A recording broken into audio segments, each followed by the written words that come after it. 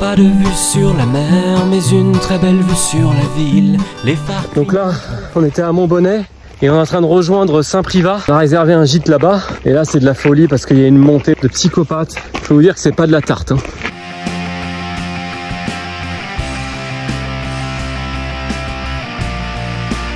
Donc là on arrive bientôt à Saint-Privat. On est en pleine jungle brésilienne là.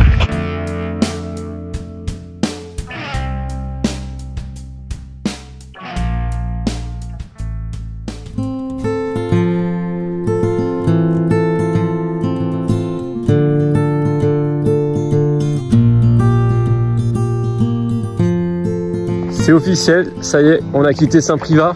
Donc là on part pour Saugues. Apparemment c'est une ville où la bête du Gévaudan est beaucoup représentée. On a passé une nuit dans un gîte exceptionnel.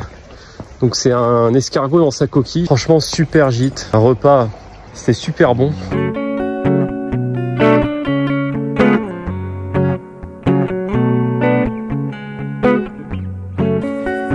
Là on est en mode vraiment pâturage. Quand on mange de la viande de bœuf, il n'y a rien de mieux que la viande nourrie à l'herbe parce que ça permet à l'animal de ne pas être stressé, d'avoir une bonne alimentation qui n'est pas inflammatoire derrière pour l'être humain. Et plus la viande est de qualité, plus vous pouvez privilégier des viandes grasses parce qu'il y aura moins d'oméga 6, donc un type de gras qui est assez inflammatoire, dont on a besoin mais qui est en excès, qui peut devenir inflammatoire. Donc là on est en train de faire 400 mètres de dénivelé. Là ça commence à piquer. Avec un sac qui avoisine les 10 kg, une température de 30 degrés, ça c'est dur. Le chemin de Compostelle, c'est une sorte d'hommage à Saint Jacques, hein, qui était l'un des apôtres du Christ et qui serait arrivé jusqu'à la péninsule ibérique vers le 1er siècle. Et après, l'itinéraire il a été tracé par des pèlerins vers le 11e siècle. Et aujourd'hui, c'est une sorte de pèlerinage plus ou moins spirituel, plus ou moins religieux. Une sorte de folklore où le but c'est de relier Puy-en-Velay à Saint-Jacques de Compostelle, donc en Espagne, où il y aurait des restes, ou au moins des reliques, disons, de Saint-Jacques. On est passé par une petite chapelle qui était dans la roche. On a pris un peu d'air frais. Et en fait, le chemin de Compostelle, on dit que c'est un itinéraire qui permet aux pèlerins, qu'on appelle les Jacquais, d'être dans un état de méditation. Et ça leur permet de répondre à des questions qui pourraient se poser. Le chemin leur apporte des réponses, qui permet de faire le vide, de relativiser. Il faut vraiment qu'on arrive là.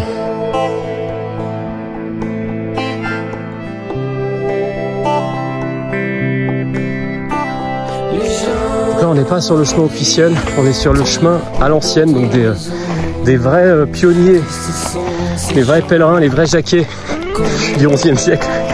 Ah, c'est incroyable.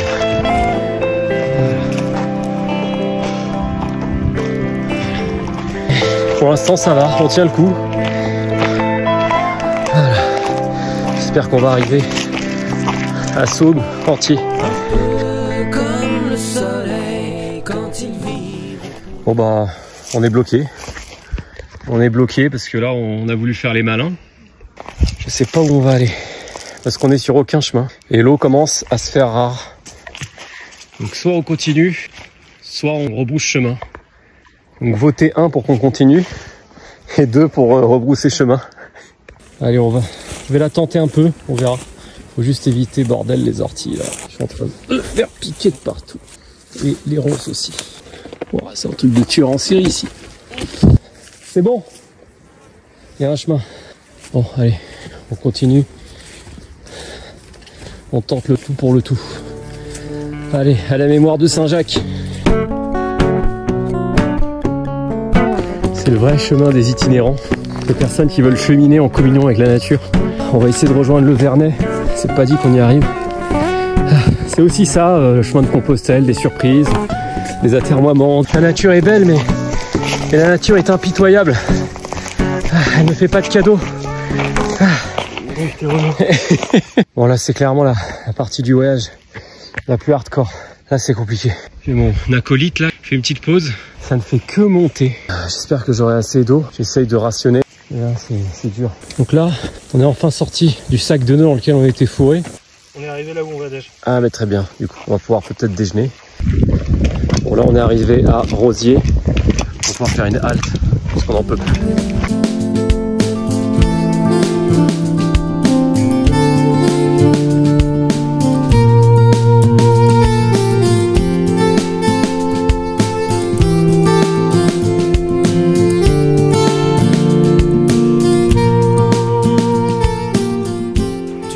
Donc là on est aux antipodes du précédent gîte. En gros on est arrivé à Saugues et il n'y a aucune place. Il y a une alerte orage ce soir, comme vous pouvez le constater. Du coup on a tenté tous les gîtes, sont tous complets, il n'en reste plus qu'un. On va tester, c'est le dernier et c'est la dernière chance. Ça va être tendu, hein. Ça va être tendu. C'est la première fois du voyage où je suis vraiment en stress. Ça y est, il pleut des cordes. Donc là, c'est le moment de se mettre à l'abri. Donc là, j'ai complètement perdu le pivot. Quand il me reste 3% de batterie. Donc voilà, on va essayer de trouver. Ok, donc là, on est arrivé à l'hôtel et en fait, il y a des plombs qui ont sauté suite au déluge. Il y a un énorme orage, un énorme déluge dehors.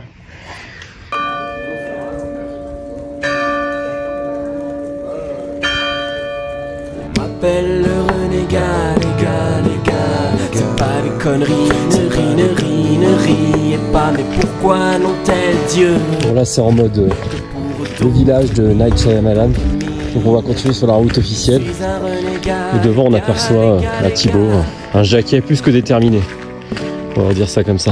Là je suis seul au monde étant donné que Thibaut a pris la clé des champs, et on est en plein chemin dans la forêt. Enfin du coup je suis tout seul, lui il est loin devant, il pleut, ça monte, ça descend.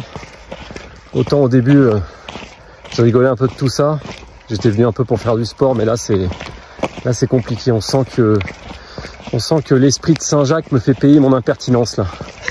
Bon là on arrive à Chazot, qui est situé après Saint-Privat et Saugues, et on va dans un gîte un peu sympa là.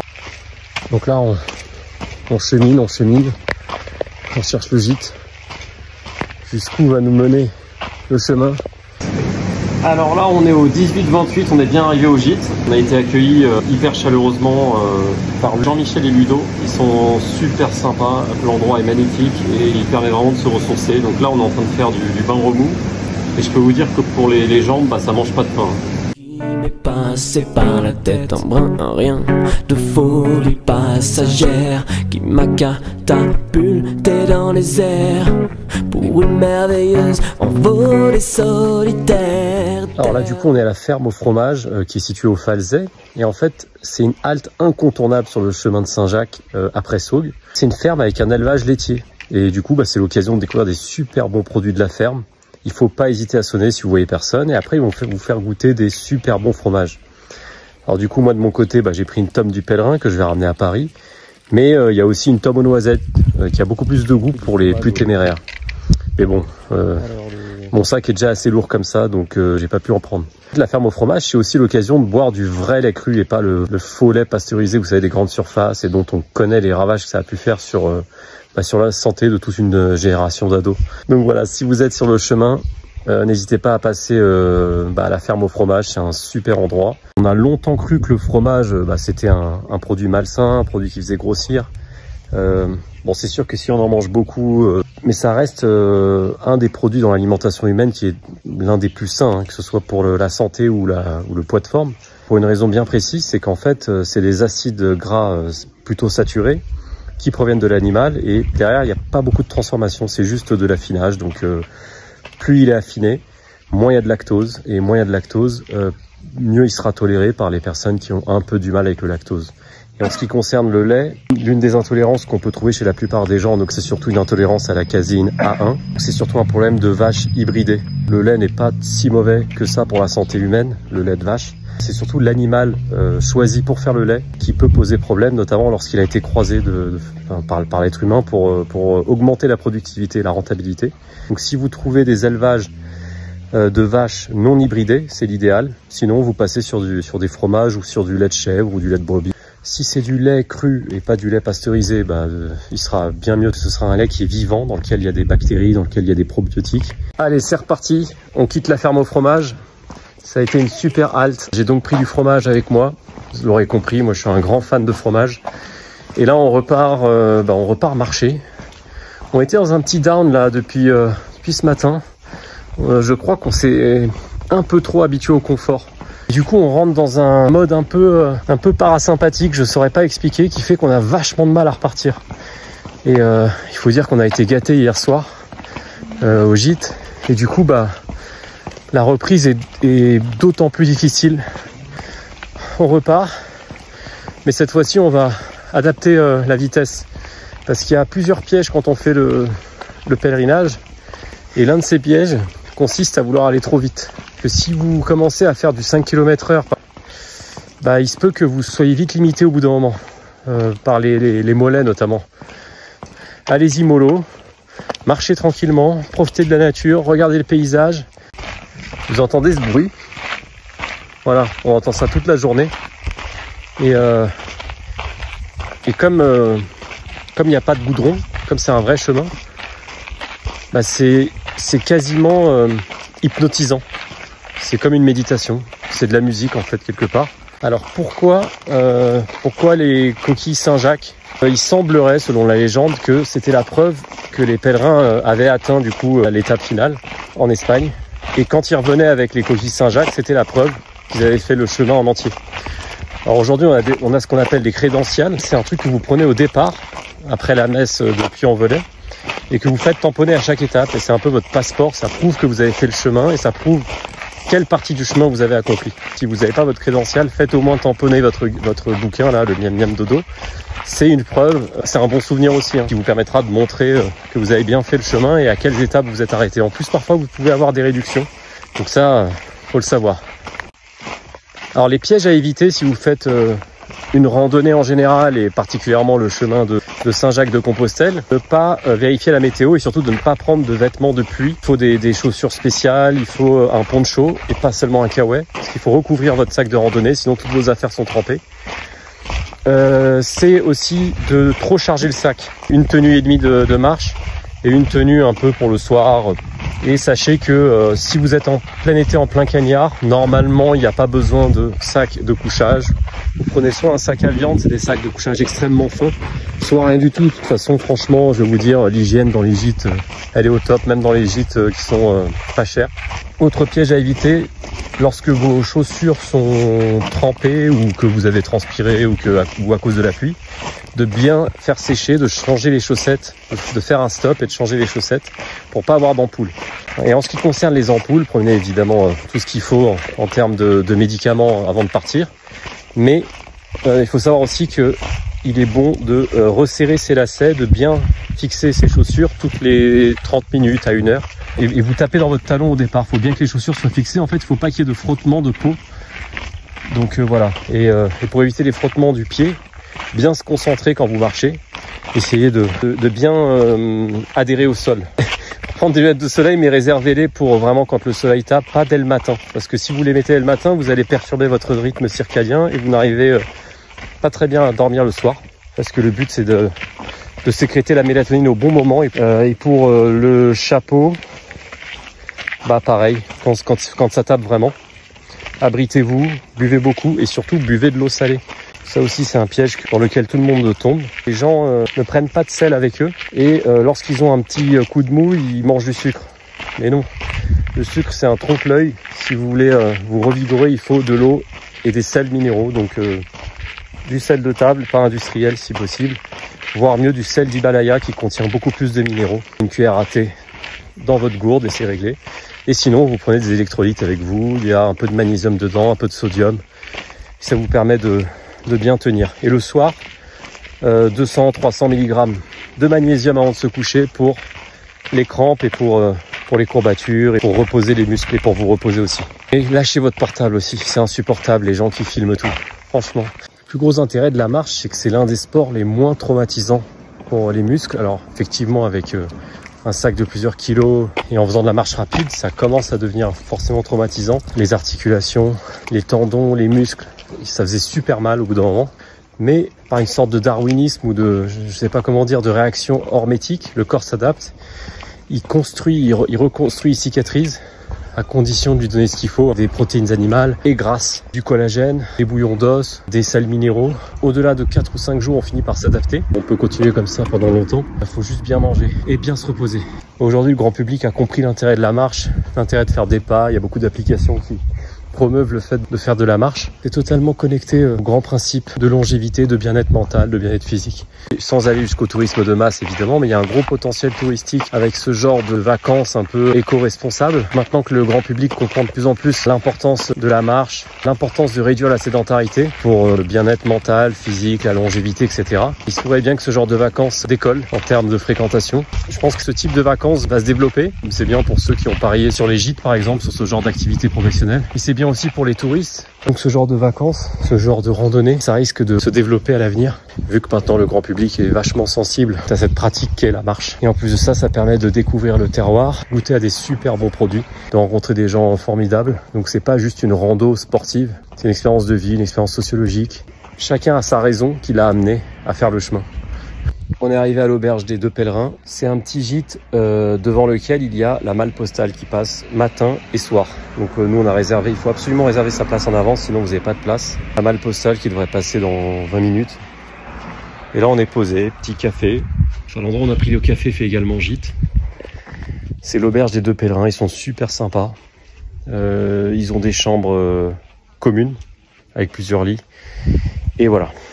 Pour celles et ceux qui voudraient en profiter pour perdre un peu de poids avec les longues marches comme ça, c'est un bon moyen d'activer la lipolyse, en fait de brûler des graisses. Là où la haute intensité permet à l'inverse plutôt de brûler du glucose. Donc la marche c'est une bonne idée pour celles et ceux qui voudraient perdre du poids. L'idéal c'est de laisser le taux d'insuline relativement bas pendant qu'on fait cette fameuse marche, parce que ça va permettre du coup d'activer la lipolyse. Le corps, en sécrétant de l'insuline, il va faire rentrer le sucre dans le sang. Et qu'est-ce qui fait sécréter l'insuline? C'est l'apport en sucre tout simplement, et l'apport en sucre provient en grande partie des féculents. La marche, c'est une bonne occasion de s'essayer à une alimentation un peu plus pauvre en glucides, mais attention, à condition d'augmenter l'apport en graisse. Parce que si on diminue l'apport en glucides et qu'on va marcher toute la journée et qu'on ne mange pas de graisse, à un moment donné, le corps va se bloquer. On peut s'exposer à des blessures, les performances vont diminuer. Donc l'idéal, c'est beurre au lait cru, avec du fromage au lait cru le matin, des œufs, de la viande grasse, du magret de canard le soir éventuellement.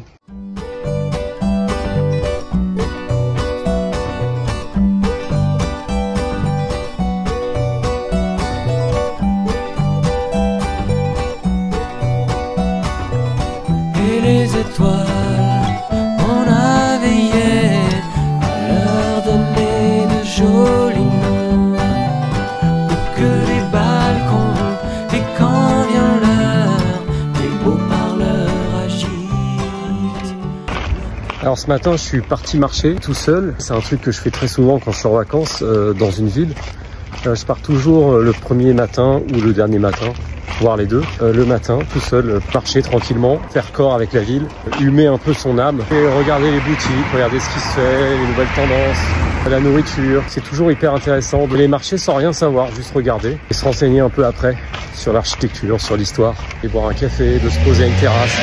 Et les gens vous parlent, et les gens sont super sympas quand vous êtes tout seul. Ça y est, c'est officiel, le puits c'est fini. Je prends le train là dans 10 minutes. Ça aura été une belle expérience. On a pas mal appris de cette randonnée. Et voilà, et j'espère qu'on vivra de nouvelles aventures. Merci à tous ceux qui nous ont suivis. Super sympa, on a reçu des super messages.